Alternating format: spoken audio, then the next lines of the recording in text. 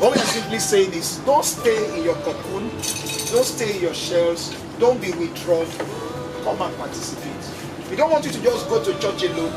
We want you to begin to bring yourselves together and tell leadership, we want to do this. It's not the church of one people, it's our church, it's your church. Do you agree? Yes, sir. And you have a voice. And in fact, you are in a majority. Your voice is very strong. And I want you to use your voice. So instead of walking away, let's use the voice. Yes, any other person? I like this table. Maybe I should move that way. Maybe because I'm so close to you. Yes, please. Just like said, what we do is diversification. Yeah. If we always think, oh, we're going to praise and worship, sometimes we need motivational talks. Sometimes some people are battling with things that they cannot even share with anyone. But a little word or a little word of advice will just bring them back from that point. Some people have suicidal thoughts, even when you see them every day and they're smiling, you don't know what is actually going on. So sometimes what we need is just talks like, okay, can you share your experience? Can you say what is actually going on, like counseling, talking to people, showing people that it's not always about 1, 2, 3, A, B, C. You can mix it up and say 1A, 2A. Just diversification. Okay, let me tell you something. There's something called the perceived needs of people. And there's something called the real needs of people. Now, I'm sure somebody who is hungry and comes to you, I need food. You may know that the problem of that person is that he needs to stop being lazy and start working and earn money. Now, if at that time you want to start preaching to him, don't be lazy, start working, he's not going to hear you. What he needs at that time is what? So his perceived need is food, but his real need is what? Get a job, start working, don't be lazy.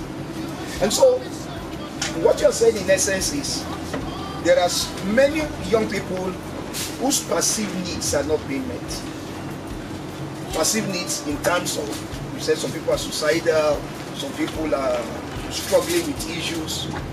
Now the real need of every man is Jesus. Do we all agree? That's the real need, to make eternity, to make it to heaven. But the perceived needs are those things we need to solve right now that will help us to be able to get that real need met. Now, I can't know your perceived need. I can't know your perceived need except you tell me. Does that make sense? Now we have a society today, your generation, that is very secretive. Am I correct? How many of you have gone to see your pastor to say you have a problem? Hello? And say, I have a problem, I need you to solve this for me. So many people will not even tell their pastor because they don't want him or her to look at them in a peculiar way. So they'll rather keep that problem to themselves and then they won't share it with anyone. But I want to encourage you that many times pastors preach their message from the problems they see that is prevalent. If I talk to 3, 4 people and they are telling me they have problems with their bills, then I know that's a problem in my church. So I need to look at how to help these people about solving that problem. Does it make sense? But if you don't tell me what you are going through, I won't know what problem I will be. If I say, oh God, what do I preach to them? I say, I think I should preach to them about them. I should preach to them that if you don't give your time to Christ, you are going to them. And so, is that not what type of message you hear almost every time? Because you are not talking. You are not talking. The only way we can get this system going well, like a well-greased engine, is if you start talking. If you see church as home, if you see this place as family, if you can trust me enough to sit down with me and say, Pastor, I'd like to share something with you. Hello? If you can see your pastor, if you can see your pastor's wife, if you can see a minister in the church, I say, I'd like to just share this with you. Now the issue is, if you don't share it with your pastors in church, you'll be sharing it with somebody somewhere. Everybody goes for counsel somewhere. Hey, that's a good one. The issue is, if you don't go to the right people for counsel, and you share with the wrong people, you get the wrong advice. Hello? Many times the people you talk to are your age mates.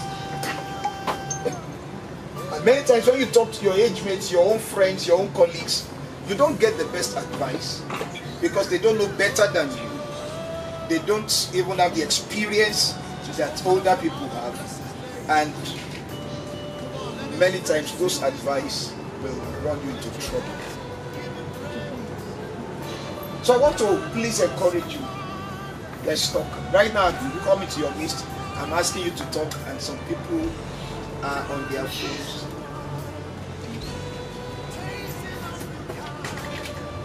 I think the reason why people are not being voicing out, they perceive they will judge them, irrespective of whatsoever. No! Why should they judge you? That's people's perception. I think the reason is because you think pastors were born as pastors. Now, the reason why you think you'll be judged is that you think the person talking to you, when he was given birth to, on day one, he was a pastor. I was a terrible guy. I was a drunkard. I was a womanizer. I was so terrible that Jesus found me and saved me. So there's no story you want to tell me that is strange.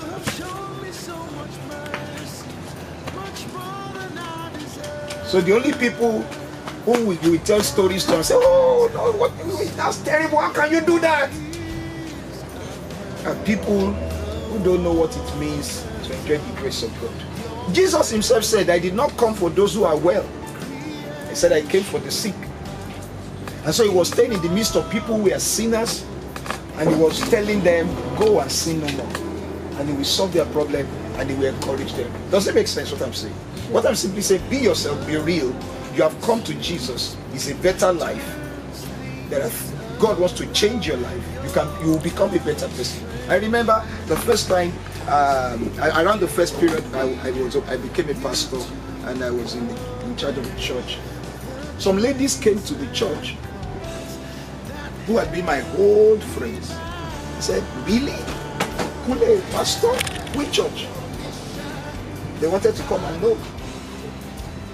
But thank God that Jesus found them too. Hello? And I've come to find out also that people who have been very bad in their past, when they meet Jesus, he turns them completely around. He gives them a new life. So nobody is going to judge you. And if you hear my story compared to some other pastors, you will know I'm a very good guy. Some pastors are terrible. 419 before they met Jesus. Some were drug addicts before they met Jesus. So what are you going through now? Ask your neighbor, why are you not talking?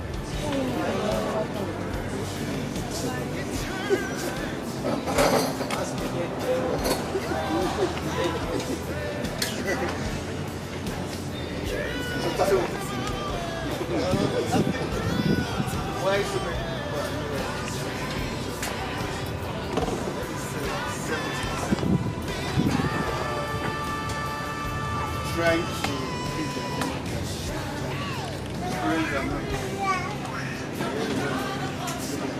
And you don't want to get involved in anything that you need them to.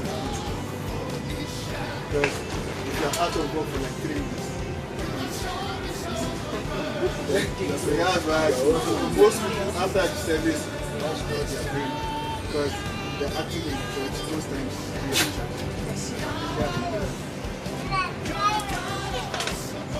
Good points you have made. But The reason why they will continue struggling and toiling is because they are not putting God first. He said, because you serve me, I will bless your bread and water. It takes serving him. For every hour you put in for God, or just in worship of God, in serving God, positioning yourself for many, many years. Have you ever wondered that Adam was created on the 6th and God rested on the 7th? The 8th day was the first day Adam worked. It was the day that God now said to him, tend their day and take care of it. So the first day of Adam on earth, it was him and God resting and fellowshipping together. Anytime you go into work without first being with God, you will find that you'll be calling. So it has to be God first.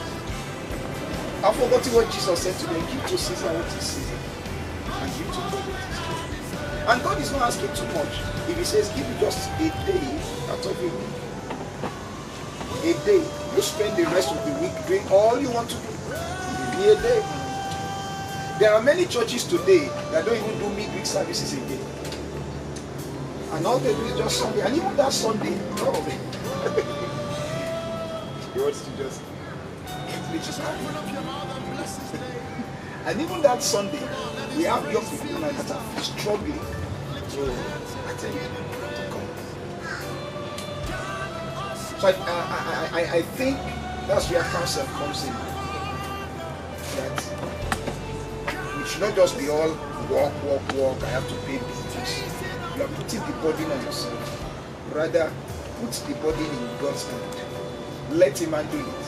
And you'll be amazed that God can give you work that will be so peaceful, that the income will be so good, and you'll be able to do it. I never went back to my parents. Never. So, if somebody has finished college, 22, 23, I don't see any reason why that person should be going back to parents. You have been equipped with enough to survive in life. Help to do anything.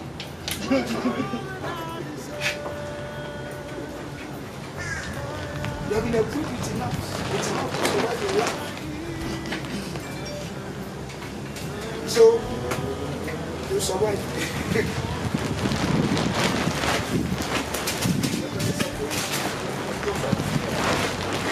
Yeah, sorry. You are very good in the spirit. Yeah, you should say something. You are one of the people that don't talk. You talk. You don't. I say I want you to talk now. Say something, let us hear. Why are young people not getting involved? I know young people love God.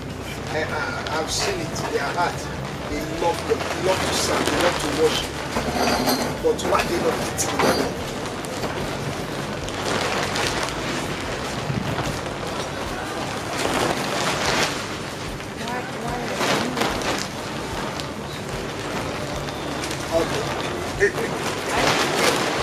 A big part of it is we happen to think that, like today we talked about how you try to young people want to do things in church and aren't given the opportunity to. I think the inverse of that is also true. Sometimes young people don't want to. They feel so. Some young people are not looking for their own church. They're not necessarily looking or trying to strive for a youth church or something that involves them. They're okay letting. They think it's already handled. Right? They don't feel the need for them to put in extra. Right? They don't. There's no room for it. No, there's room, but they don't think there's no need. Right, they don't think there's a need for them to do because that. It's already occupied. Right, because it's already being done. So they come to church and things are already set up. So they come to church and do what they need to do. And go what do you back. think we should do? I think it's even though and it maybe it's true there isn't a need, right? But making sure that we're encouraging in this case. So if you're not going to come forward because they change that you have no needs for them to satisfy, making sure to either every once in a while ask somebody to give some of those people who always do those things a break when someone, I don't know, sort of find a way to involve them and to make them feel like there is something they can contribute. If you want to comment, there's somebody who wants to make a comment. Did you hear her? Oh, sorry. Not really. Okay, can you project, make it louder? So I was saying that young people today, like, while there is the fact that we think that maybe there's something we can do, maybe there's something we want to do for our churches, there's some other people who don't see the need. Right? Some people think that the people that clean the church or the people that put the projectors up, the people that do all the things, like it's functioning like a well-oiled machine. It's functioning. They don't see that they might need to help out, or they might need to be involved, or they might, that like leaders might need help, right? Sometimes not everyone is mature enough to go seeking to help first. They might need you to like say that you need, right? Say that you need the help, and that's what I'm saying. Do you agree? So what she's actually saying is that young people don't see a need for them to be involved. Things are already being done. So what's the need coming in? The church is being swept by some old mom. The choir is still having some elderly people playing the keyboard. So there's no room for me. So there's no point. I want us to solve this problem. What do you think we can do? Yes.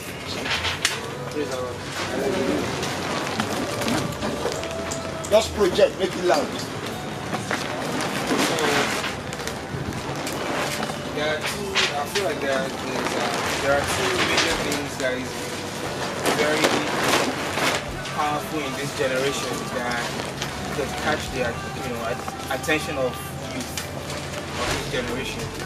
And number one is music, and number two is social media.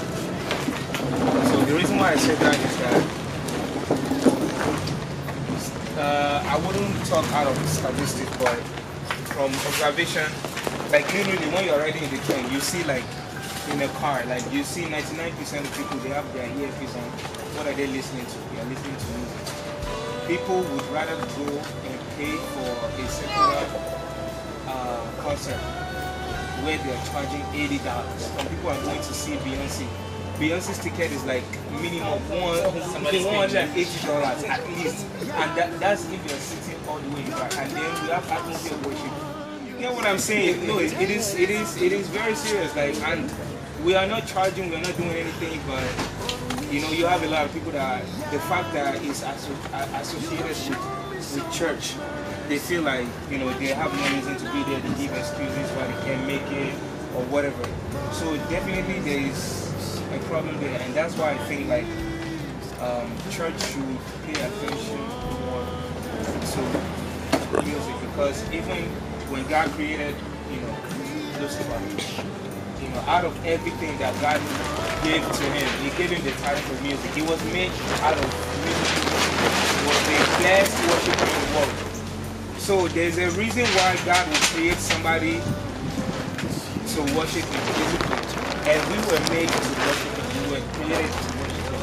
That's our main goal in this life. And I feel like the fastest way to grow a church is through music, the music ministry.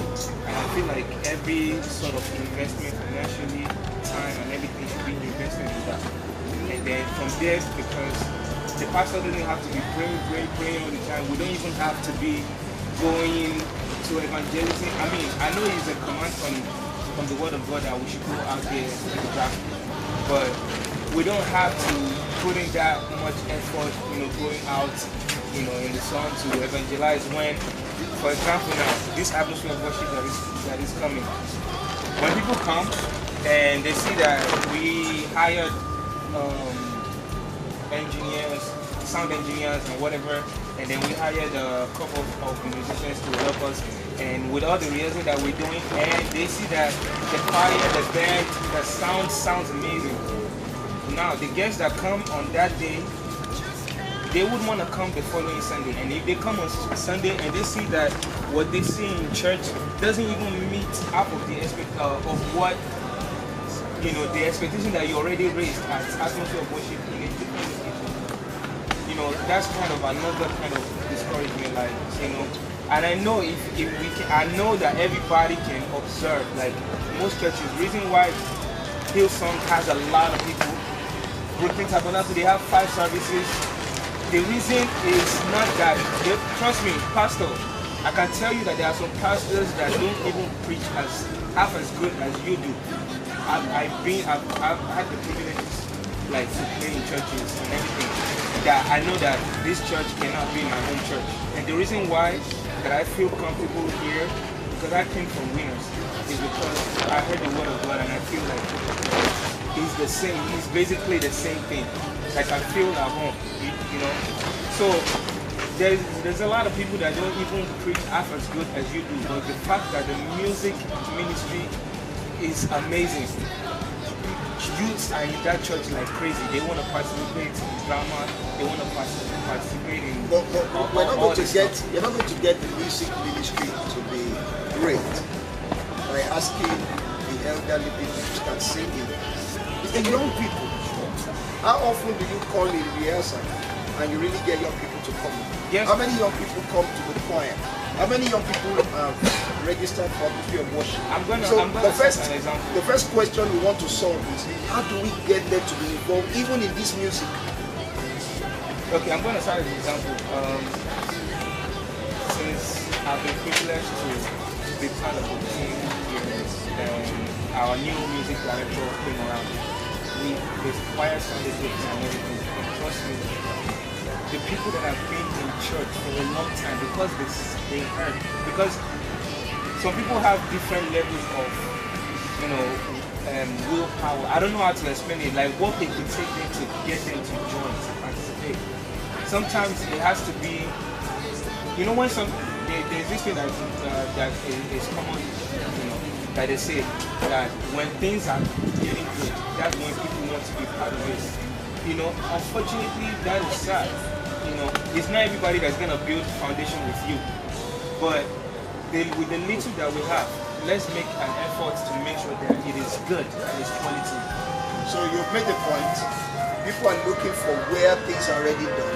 Exactly. To come in. But somebody is saying that the reason why the youths are not participating or being informed is because things are already done. Exactly. Like this. Yes. Yeah, like to come up with what he was saying, like a lot of youths, they want to go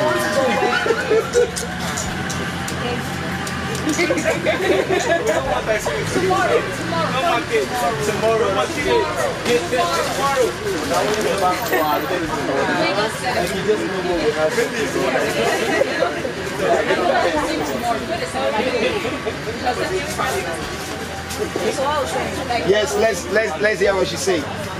like a lot of youths, they want to go where it's happening, where it's pumping and everything. Like I once went to, when I traveled, I went to stay with my uncle. I went to a church called Spac Nation. And that church, they don't even have a church like as it is here. Like you can go here and say, this is my church. They rent out hotel conferences.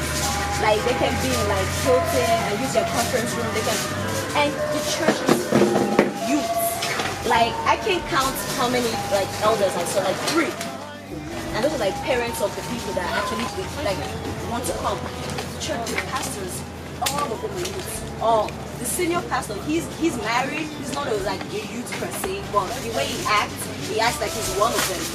And they're all, it's 5,000 people at the conferences.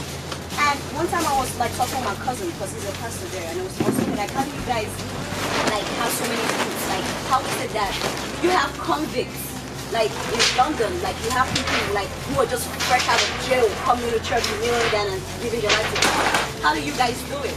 And he was just saying that communication. It was like a lot of youth they don't want to talk to other people. They feel like it's cheesy to preach about God. He was like, you can't be ashamed to tell your friend in school, come to my church, or come here, come and do this.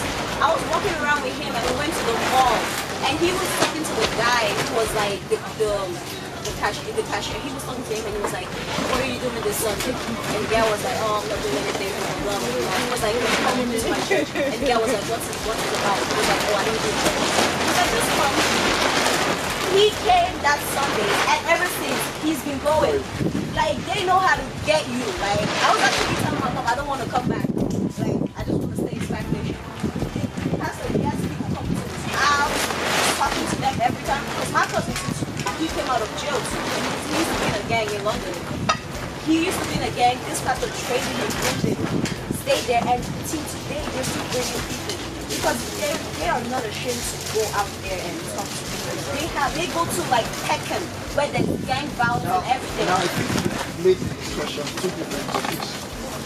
There's a difference in wanting the church to grow and become big and large, and getting young people involved. I'm actually thinking that the more young people can get involved, the easier we will grow. Does it make sense? I'm actually thinking that the reason why we are not growing the way we want to is because young people are not involved. So I want to solve the first problem of getting young people involved. You just mentioned about Spark Nation, how young people are involved. Now, what can we do to get you involved? Sincerely, if the young people have a youth revolution and say we are taking over the church, we want to run things the way it should be, the church. When I was 30 years old, my pastor was 50. But at that age, we brought ourselves together as young people and decided this is what we want to do for our church. We used our skills, we used our abilities, we didn't feel intimidated. And that's what I'm saying I want us to do. I want young people not to be, don't be a visitor in your father's house. Don't be a visitor. It's your father's house, it's your house. Just look at the house and say, oh, Daddy, I don't like the way this picture frame is looking. I don't like this door, it's ancient, I need to change it. Change it! If you think there's something we should do about music, do it, put it together, package it. You understand?